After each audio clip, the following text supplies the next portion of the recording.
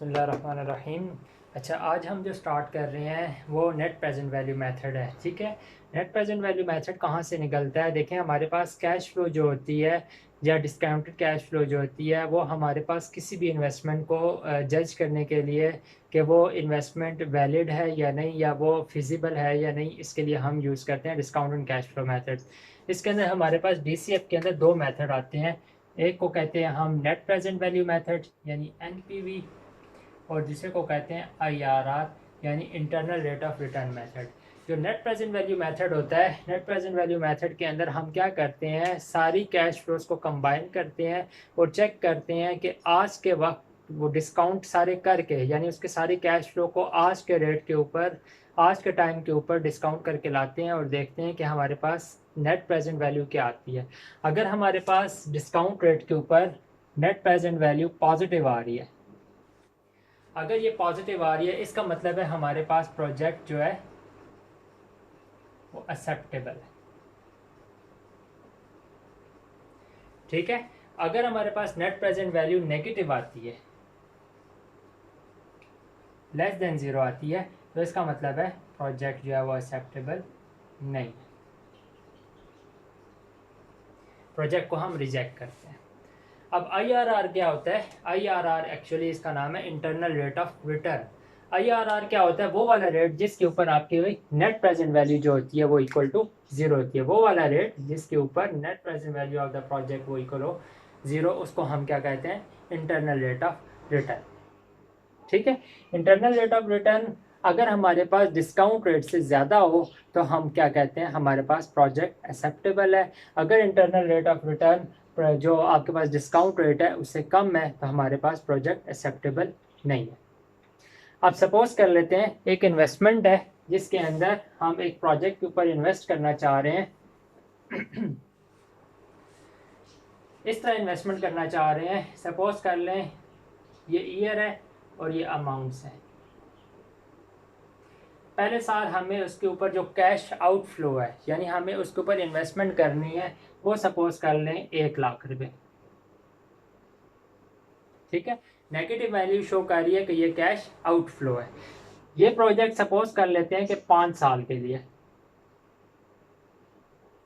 ठीक है, अब 5 साल के लिए, और हमें ये बता रहा है कि ये हर साल जो है वो कैश इनफ्लो देगा 30,000, कांस्टेंट कैश इनफ्लो है। हमने ये बताना है अगर ये रेट ऑफ डिस्काउंट रेट जो है सपोज कर लेते हैं 10% आपको मिल रहा है डिस्काउंट रेट, तो आपने ये बताना है कि ये प्रोजेक्ट एक्सेप्टेबल है या नहीं। तो हमें क्या चाहिए? एक्चुअली जीरो पीरियड के ऊपर इसकी कैश वैल्यू चाहिए, नेट प्रेजेंट वैल्यू चाहिए। सो अब नेट प्रेजेंट वैल्यू देखें, ये 1 साल के बाद आ रही है तो इसको डिस्काउंट कर दें जीरो वैल्यू के ऊपर। ये 2 साल के बाद आ रही है, इसको डिस्काउंट कर दें जीरो वैल्यू के ऊपर। ये 3 साल के बाद आ रही है, इसको डिस्काउंट कर दें जीरो वैल्यू के ऊपर। ये 4 साल के बाद आ रही है, इसको डिस्काउंट कर दें जीरो वैल्यू के ऊपर। ये 5 साल के बाद आएगी और इसको डिस्काउंट कर दें जीरो वैल्यू के ऊपर। चेक करें कि आपके पास टोटल कैश फ्लो जो कैश इनफ्लो है वो क्या बने। अगर वो कैश इनफ्लो कैश आउटफ्लो से बड़ा है तो इसका मतलब है हमारे पास प्रोजेक्ट एक्सेप्टेबल है। अगर कैश इनफ्लो कैश आउटफ्लो से छोटा है तो हमारे पास प्रोजेक्ट एक्सेप्टेबल नहीं है। तो इसका एक तरीका ये है, सबसे पहले मैं क्या करता हूँ, इसकी प्रेजेंट वैल्यू निकालता हूँ एट 10% रेट। अब ये तो पहले इस प्रेजेंट पे है तो इसकी प्रेजेंट वैल्यू 1,00,000 रुपये है विद नेगेटिव साइन। ये 30,000 है। अब 30,000 की वैल्यू निकालें, मैं कैलकुलेटर से निकाल के दिखाता हूँ। 30,000 है, 1 साल के बाद अगर इसको हम डिस्काउंट करें तो ये बनती है 27,273। ठीक है, ये पहले साल की जो कैश फ्लो है वो डिस्काउंट होके आ गई 27,273 के ऊपर। अब दूसरे साल की कैश फ्लो 30,000, इसकी प्रेजेंट वैल्यू निकालते हैं 1.13 की पावर 2, ये बन जाएगा 24,793। सिमिलरली तीसरे साल के लिए भी निकालें तो ये बन जाएगी 22,539। चौथे साल के लिए निकालें 30,000 डिवाइड बाई 1.1 की पावर 4, ये बन जाती है 20,490। और सिमिलरली लास्ट ईयर के लिए भी निकालें 30,000 डिवाइड बाई 1.1 की पावर 5, तो ये बन जाती है 18,628। इन सबको आप ऐड कर दें, जब ऐड करेंगे तो जो वैल्यू आएगी this is called as net present value. अब सबसे पहले ख्याल रखना है कि ये कैश आउटफ्लो है, ये -1 लाख है, -100,000 plus 27,273 plus 24,793 plus 22,539 plus 20,490 and 18,628। तो ये देखें हमारे पास आ रहा है 13,723। ये ग्रेटर देन 0 है, इसका मतलब है ये प्रोजेक्ट एक्सेप्टेबल है इस डिस्काउंट रेट के ऊपर। ठीक है, समझ आ रही है? ओके। अच्छा, ये तो अब हमारे पास इक्वल कैश फ्लो थी। ठीक है, अगर इक्वल कैश फ्लो हो तो ये देखें, हम इसकी एन्युटी है ना, ये 30,000 एन्युटी है, तो आपने इसको इस तरीके से भी सॉल्व करना है। आपने ये 4-5 पेमेंट्स हैं, 4 से 5 पेमेंट्स हैं, आपने इसकी present value of the annuity निकालनी है। ठीक है, डिस्काउंट रेट वही 10% है, तो अगर आप एन्युटी से निकालेंगे तब भी आपने यही करना है। आपने नेट कैश इनफ्लो और माइनस नेट कैश आउटफ्लो करेंगे तो नेट प्रेजेंट वैल्यू आ जाएगी। आना सेम चाहिए। अब एक प्रोजेक्ट करते हैं जिसके अंदर कैश इनफ्लो और कैश जो आउटफ्लो और कैश इनफ्लो जो है वो डिफरेंट। सपोज कर लेते हैं यही मेथड हम यूज़ करेंगे जब आपके पास कैश इनफ्लो जो है वो सेम नहीं होगी।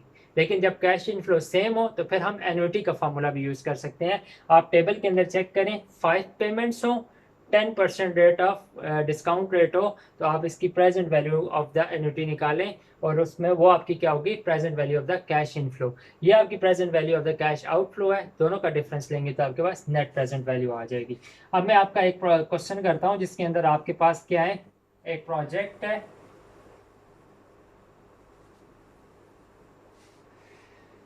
ठीक है, एक प्रोजेक्ट है, उसकी कॉस्ट है 53,000।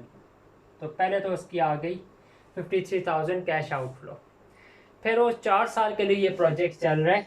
पहले साल के लिए उसकी कैश इनफ्लो आ रही है 17,000, दूसरे साल के लिए कैश इनफ्लो आ रही है 25,000, तीसरे साल के लिए आ रही है 16,000 और फाइनल ईयर के लिए आ रही है 12,000।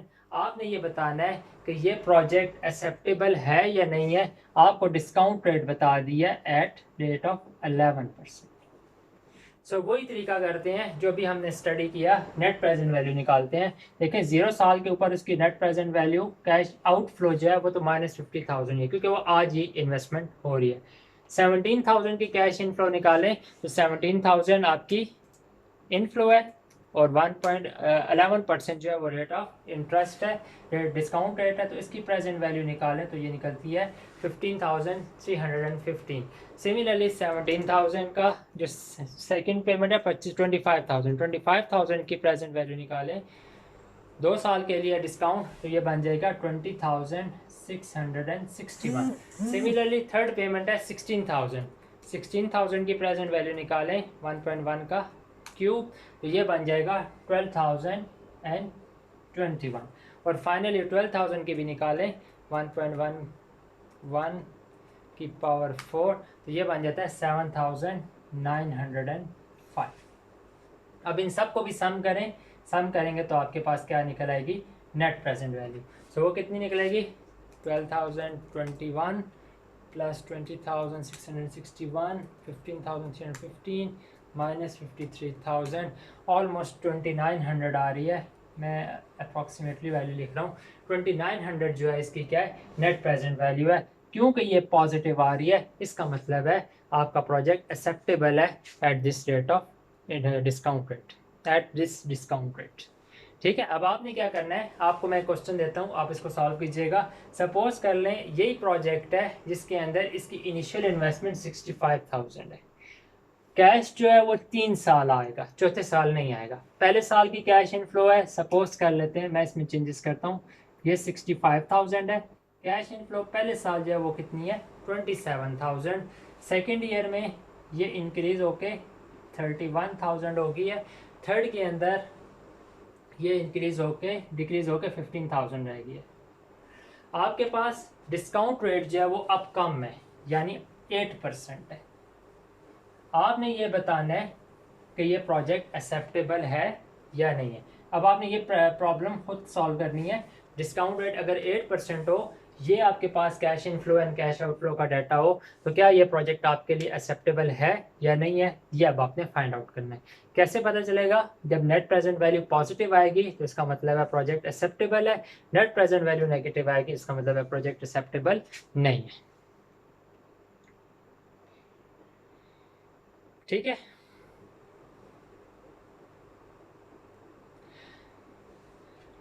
अच्छा, अब मैंने आपको जो तरीका बताया था, अगर कैश इनफ्लो जो है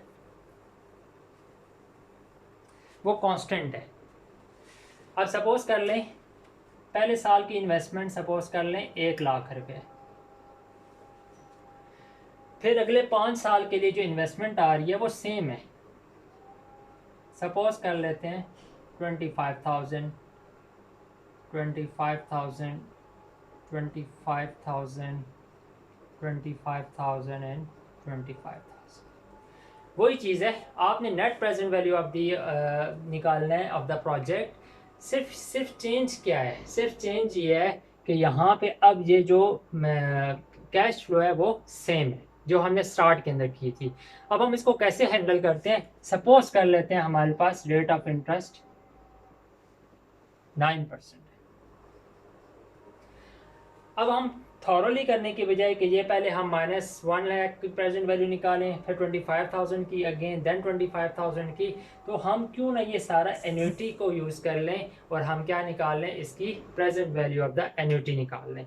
अब present value of the annuity क्या होती है? Present value of the annuity होती है हमारे पास 25,000 जो कैश फ्लो है, इसको मल्टीप्लाई करें, हमारे पास जो जनरल फार्मूला है 1 - 1 प्लस रेट ऑफ इंटरेस्ट। अब इसकी कितनी कैश फ्लो है? 5 है। सो कैश फ्लो की power -5 divided by rate of interest या डिस्काउंट रेट। इसको आप सिंप्लीफाई करते हैं, देखते हैं क्या आता है। 1 - 1 प्लस रेट ऑफ इंटरेस्ट की पावर -5 डिवाइडेड बाय 0.09, तो ये आ जाता है 3.889 इंटू 25,000। ठीक है, इसको 25,000 से मल्टीप्लाई करें तो हमारे पास बनता है 97,421। अब 241। अब ये देखें हमारे पास कैश इनफ्लो कितना है और कैश आउटफ्लो कितना है। ये जो भी हमने वैल्यू निकाली है ये हमारी कैश इनफ्लो है, यानी 97,241 इनफ्लो है, और 1,00,000 जो है वो क्या हमारी जो इनिशियल इन्वेस्टमेंट थी वो आउटफ्लो है। इन दोनों को ऐड करें, 1,00,000 97,241 में से 1,00,000 को सब्ट्रैक्ट करें तो हमारे पास आता है -2,759। अब ये देखें ये भी क्या आ रहा है, लेस देन 0 आ रहा है। जब एक नेट प्रेजेंट वैल्यू प्रोजेक्ट की net present value less than 0 आती है तो इसका क्या मतलब है, हमारे पास प्रोजेक्ट एक्सेप्टेबल नहीं है। ठीक है, सो दोनों मेथड से हो गया। देखें जब आपके पास कैश इन फ्लो सेम है तो आप present value of the annuity निकाल लें, रेदर देन यूजिंग कि आप इसके लिए प्रेजेंट वैल्यू निकाल लें, देन इसके लिए, देन इसके लिए अलग अलग निकालने की बजाय इकट्ठा सारों की प्रेजेंट वैल्यू निकाल लें। जब सारों की इकट्ठी प्रेजेंट वैल्यू यूजिंग एन्युटी फार्मूले से, तो फिर हमारे पास क्या आ जाएगा, सेम वही चीज़ आएगी जो हम पहले इंडिविजुअल टर्म्स के साथ कर रहे थे।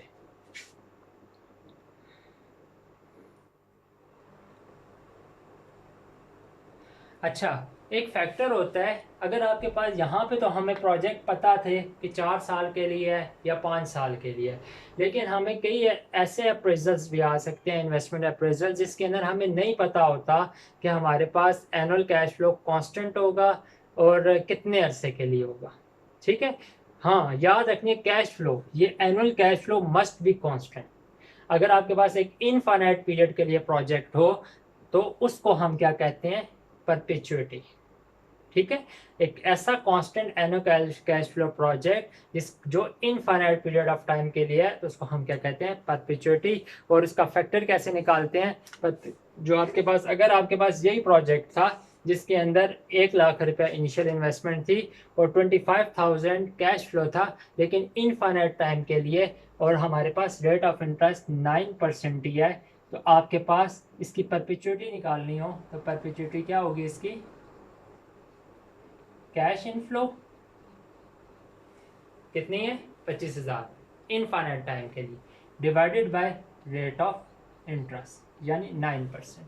इसको जब हम डिवाइड करेंगे तो हमारे पास क्या आ जाएगा, 25,000 का 9%, 2,77,770 है।